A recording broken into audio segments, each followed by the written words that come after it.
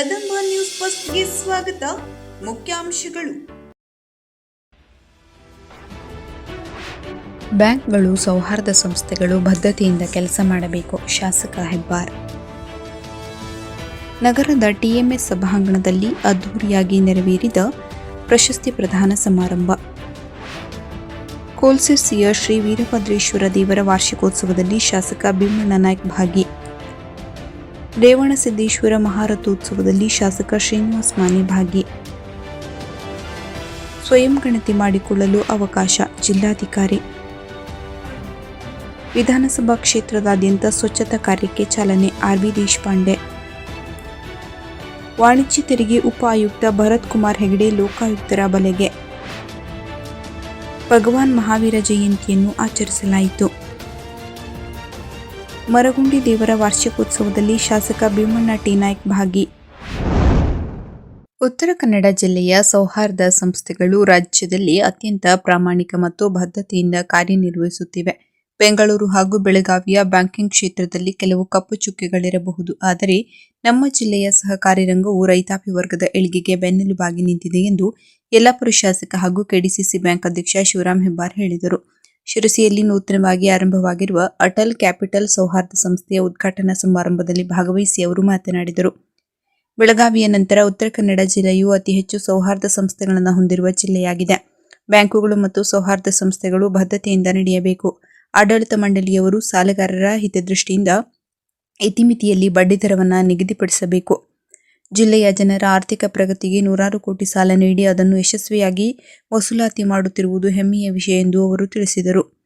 ಸಂಘದ ಉಪಾಧ್ಯಕ್ಷ ಅರವಿಂದ್ ತೆಲಗುಂದ ಮಾತನಾಡಿ, ಕೇವಲ 10 ತಿಂಗಳ ಅಲ್ಪಾವಧಿಯಲ್ಲಿ ಅಟಲ್ ಕ್ಯಾಪಿಟಲ್ ಸಂಸ್ಥೆಯು ಅಭೂತಪೂರ್ವ ಪ್ರಗತಿ ಸಾಧಿಸಿದೆ. ಸಂಸ್ಥೆಯು ಈಗಾಗಲೇ 1.50 ಕೋಟಿ ರೂಪಾಯಿ ಠೇವಣಿ ಹೊಂದಿದ್ದು 1 ಕೋಟಿ ರೂ.ಗೂ ಅಧಿಕ ಸಾಲ ನೀಡುವ ಮೂಲಕ ಗ್ರಾಹಕರ ವಿಶ್ವಾಸ ಗಳಿಸಿದೆ ಎಂದರು.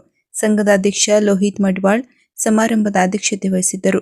ಶ್ರೀನಿವಾಸ್ ಹೆಬ್ಬಾರ್, ಪ್ರದೀಪ್ ಶೆಟ್ಟಿ ಸೇರಿದಂತೆ ಹಲವರು ಉಪಸ್ಥಿತರಿದ್ದರು.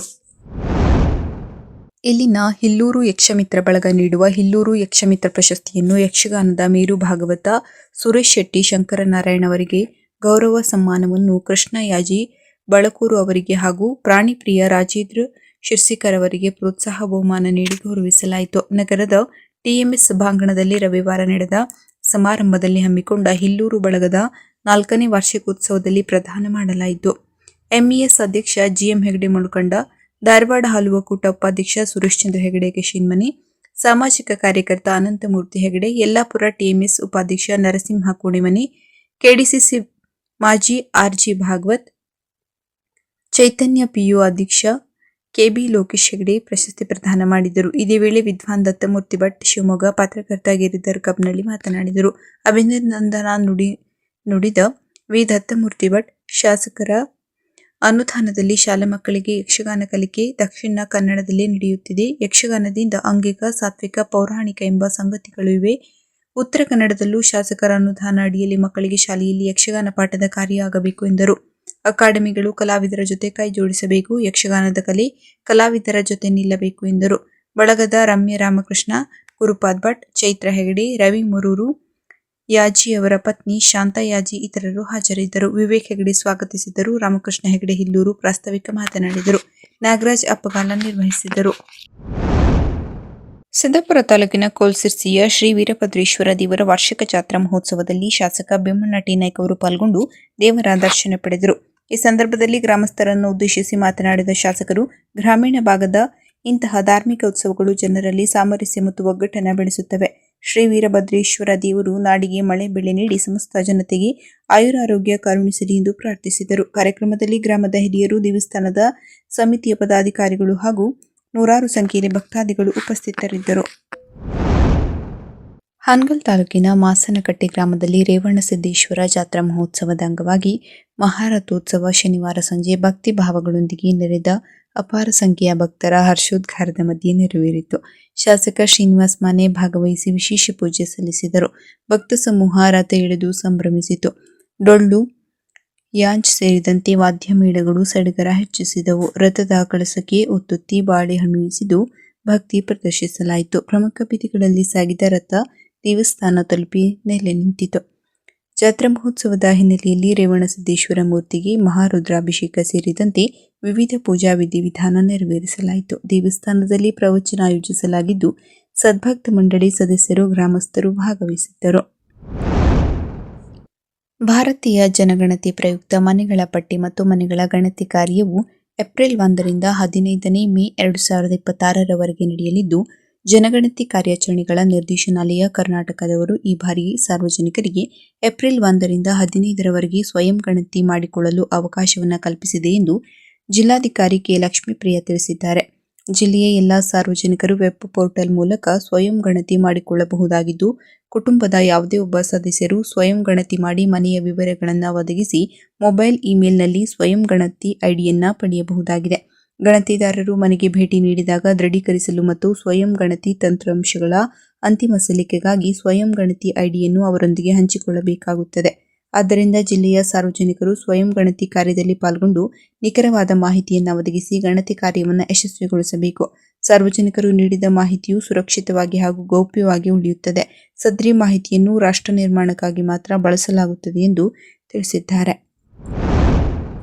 ಹಳಿಯಾಳ ವಿಧಾನಸಭಾ ಕ್ಷೇತ್ರದಾದ್ಯಂತ ಮಾರ್ಚ್ 30ರಿಂದ ಏಪ್ರಿಲ್ 1ರವರೆಗೆ ನಿರಂತರವಾಗಿ 3 ದಿನಗಳ ಕಾಲ ಸಂಪೂರ್ಣ ಸ್ವಚ್ಛತಾ ಕಾರ್ಯ ಆಯೋಜಿಸುವ ಮೂಲಕ ದೇಶದಲ್ಲೇ ವಿನೂತನ ಕಾರ್ಯಕ್ಕೆ ಚಾಲನೆ ನೀಡಲಾಗಿದೆ ಎಂದು ಶಾಸಕ ಆರ್. ವಿ. ದೇಶಪಾಂಡೆ ಹೇಳಿದರು. ಅವರು ಸೋಮವಾರ ಹಳಿಯಾಳದಲ್ಲಿ ಸ್ವಚ್ಛತಾ ಅಭಿಯಾನ ಕಾರ್ಯಕ್ರಮಕ್ಕೆ ಚಾಲನೆ ನೀಡಿ ಮಾತನಾಡಿದರು. ರಾಷ್ಟ್ರಪಿತ ಮಹಾತ್ಮ ಗಾಂಧೀಜಿಯವರು ಹಾಕಿಕೊಟ್ಟ ಸ್ವಚ್ಛತೆಯ ಹಾದಿಯಲ್ಲಿ ನಾವು ಸಾಗಬೇಕು. ಸ್ವಚ್ಛತೆಯ ಕೆಲಸಕ್ಕೆ ಪೂರ್ಣವಿರಾಮ ಇರಬಾರದು. ಸಾರ್ವಜನಿಕರ ಸಹಕಾರದೊಂದಿಗೆ ಪ್ರತಿ ಹಳ್ಳಿ, ಪಟ್ಟಣ, ಶೌಚಾಲಯ ಹಾಗೂ ಉದ್ಯಾನವನಗಳು ಸ್ವಚ್ಛವಾಗಿರಬೇಕು ಎಂದರು. ಹಳಿಯಾಳ ವಿಧಾನಸಭಾ ಕ್ಷೇತ್ರದ ಹಳಿಯಾಳ, ದಾಂಡೇಲಿ, ಜೊಯ್ಡಾ ತಾಲೂಕುಗಳ ನಗರ, ಗ್ರಾಮ ಮತ್ತು ಪಟ್ಟಣ ಪ್ರದೇಶಗಳಲ್ಲಿ ಸಂಪೂರ್ಣ ಸ್ವಚ್ಛತಾ ಕಾರ್ಯ ನಡೆಯಲಿದ್ದು, ಜನಪ್ರತಿನಿಧಿಗಳು ಮತ್ತು ಅಧಿಕಾರಿಗಳ ಸಹಕಾರದೊಂದಿಗೆ ಈ ಸ್ವಚ್ಛತಾ ಕಾರ್ಯಕ್ರಮವನ್ನು ಹಮ್ಮಿಕೊಳ್ಳಲಾಗುತ್ತದೆ ಎಂದರು. ತಹಶೀಲ್ದಾರ್ ಫಿರೋಜ್ ಶಾ ಮಾತನಾಡಿ, ಗಾಂಧೀಜಿಯವರ ಸ್ವಚ್ಛತೆಯೇ ಸೇವೆ ಮತ್ತು ಬಸವಣ್ಣನವರ ಕಾಯಕವೇ ಕೈಲಾಸ ಎಂಬ ಧ್ಯೇಯವಾಕ್ಯದೊಂದಿಗೆ ಶಾಸಕರ ಸೂಚನೆಯ ಮೇರೆಗೆ ಹಳಿಯಾಳ ತಾಲೂಕಿನ ಸಂಪೂರ್ಣ ಸ್ವಾಸ್ಥ್ಯಕ್ಕಾಗಿ ಈ ಸ್ವಚ್ಛತಾ ಅಭಿಯಾನವನ್ನು ಹಮ್ಮಿಕೊಂಡಿದ್ದೇವೆ. ಇದು ಕೇವಲ ಒಂದು ದಿನದ ಕಾರ್ಯಕ್ರಮವಲ್ಲ, ನಿರಂತರವಾಗಿ ಸ್ವಚ್ಛತೆಯನ್ನು ಕಾಯ್ದುಕೊಳ್ಳುವ ಗುರಿಯನ್ನು ಹೊಂದಿದ್ದು, ಹಳಿಯಾಳ ತಾಲೂಕಿನ ಸಾರ್ವಜನಿಕರು ಈ ಅಭಿಯಾನಕ್ಕೆ ಸಂಪೂರ್ಣವಾಗಿ ಸಹಕರಿಸುತ್ತಿದ್ದಾರೆ ಎಂದರು. ಕಾರ್ಯಕ್ರಮದಲ್ಲಿ ವಿವಿಧ ಇಲಾಖೆಗಳ ಅಧಿಕಾರಿಗಳು, ಸ್ವಯಂ ಸೇವಾ ಸಂಸ್ಥೆಗಳ ಸದಸ್ಯರು, ಸಾರ್ವಜನಿಕರು ಹೆಚ್ಚಿನ ಸಂಖ್ಯೆಯಲ್ಲಿ ಭಾಗವಹಿಸಿದ್ದರು. ವಾಣಿಜ್ಯ ತೆರಿಗೆ ಇಲಾಖೆಯ ಉಪ ಆಯುಕ್ತ ಭರತ್ ಕುಮಾರ್ ಹೆಗಡೆ ಅವರು ಇಂದು ಲೋಕಾಯುಕ್ತ ಪೊಲೀಸರ ಬಲೆಗೆ ಬಿದ್ದಿದ್ದಾರೆ. ಜಿಎಸ್ಟಿ ಬಾಕಿ ಇತ್ಯರ್ಥಪಡಿಸುವ ನೆಪದಲ್ಲಿ ಉದ್ಯಮಿಯೊಬ್ಬರಿಂದ 6 ಲಕ್ಷ ರೂಪಾಯಿ ಲಂಚ ಪಡೆಯುತ್ತಿದ್ದ ವೇಳೆ ಅವರನ್ನು ರೆಡ್ ಹ್ಯಾಂಡ್ ಆಗಿ ಬಂಧಿಸಲಾಗಿದೆ. ಪೆಟ್ರೋಲ್ ಬಂಕ್ ಮಾಲೀಕ ವಿಶ್ವನಾಥ್ ನಾಯ್ಕ್ ಅವರಿಗೆ 60 ಲಕ್ಷ ರೂಪಾಯಿ ಜಿಎಸ್ಟಿ ಬಾಕಿ ತುಂಬಬೇಕು ಎಂದು ನೋಟಿಸ್ ನೀಡಿದ್ದ ಭರತ್ ಹೆಗಡೆ ಪ್ರಕರಣ ಸುಗಮಗೊಳಿಸುವ ಬದಲು ಲಂಚಕ್ಕೆ ಬೇಡಿಕೆ ಇಟ್ಟಿದ್ದರು ಎಂಬ ದೂರು ಬಂದಿತ್ತು. ದೂರಿನ ಆಧಾರದ ಮೇಲೆ ಲೋಕಾಯುಕ್ತ ಅಧಿಕಾರಿಗಳು ಟ್ರ್ಯಾಪ್ ಮಾಡಿ ಅವರನ್ನು ಬಂಧಿಸಿದ್ದಾರೆ. ಈ ಘಟನೆ ಹುಬ್ಬಳ್ಳಿ, ಧಾರವಾಡ ಪ್ರದೇಶದಲ್ಲಿ ವಾಣಿಜ್ಯ ತೆರಿಗೆ ಇಲಾಖೆಯಲ್ಲಿ ಲಂಚದ ಆರೋಪಗಳು ಮುಂದುವರಿಯುತ್ತಿರುವುದನ್ನು ಬಯಲಿಗೆಳೆದಿದೆ. ತನಿಖೆ ಇನ್ನೂ ನಡೆಯುತ್ತಿದೆ. ಲೋಕಾಯುಕ್ತರು ಹೆಚ್ಚಿನ ವಿವರಗಳನ್ನು ಬಹಿರಂಗಪಡಿಸಬೇಕಾಗಿದೆ.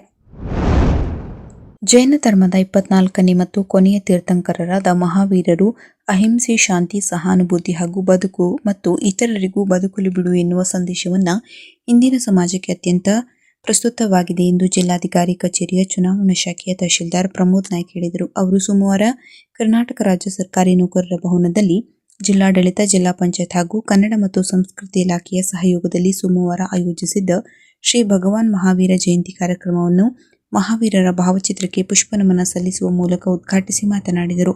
ಭಗವಾನ್ ಮಹಾವೀರ ಅವರ ಕುರಿತು ನಯನ ಮಹೇಂದ್ರ ನಾಯ್ಕ್ ವಿಶೇಷ ಉಪನ್ಯಾಸ ನೀಡಿ, ಮಹಾವೀರರು ಅಸಮಾನತೆ, ಪ್ರಾಣಿ ಹಿಂಸೆ, ಅಸ್ಪೃಶ್ಯತೆ ಮತ್ತು ಅಶಾಂತಿಯನ್ನು ನಿವಾರಿಸಲು ಸತ್ಯದ ಅನ್ವೇಷಣೆಗಾಗಿ ಕುಟುಂಬವನ್ನು ತೊರೆದು 12 ವರ್ಷಗಳ ಕಾಲ ಘನಘೋರ ತಪಸ್ಸಿನ ಪ್ರತಿಫಲವಾಗಿ ಜ್ಞಾನ ಪ್ರಾಪ್ತಿ ಪಡೆದು ಅಂದಿನಿಂದ ತಮ್ಮ ಇಡೀ ಜೀವನವನ್ನು ಸಮಾಜದ ಒಳಿತಿಗಾಗಿ ಶ್ರಮಿಸಿದರು.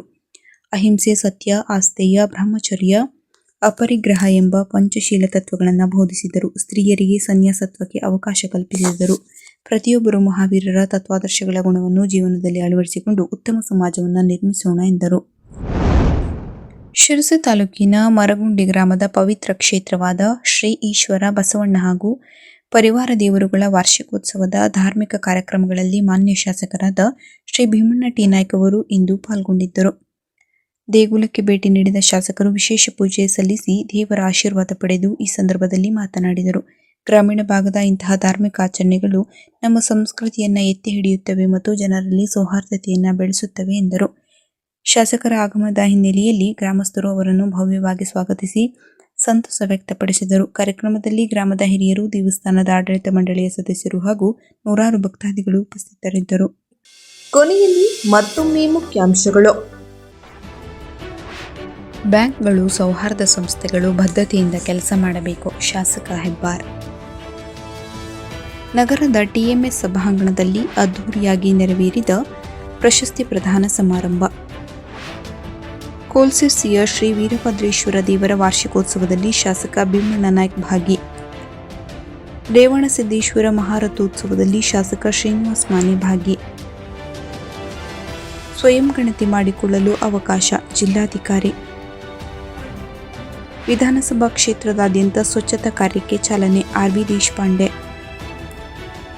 ವಾಣಿಜ್ಯ ತೆರಿಗೆ ಉಪ ಆಯುಕ್ತ ಭರತ್ ಕುಮಾರ್ ಹೆಗಡೆ ಲೋಕಾಯುಕ್ತರ ಬಲೆಗೆ. ಭಗವಾನ್ ಮಹಾವೀರ ಜಯಂತಿಯನ್ನು ಆಚರಿಸಲಾಯಿತು. ಮರಗುಂಡಿ ದೇವರ ವಾರ್ಷಿಕೋತ್ಸವದಲ್ಲಿ ಶಾಸಕ ಭೀಮಣ್ಣ ಟಿ ನಾಯ್ಕ ಭಾಗಿ.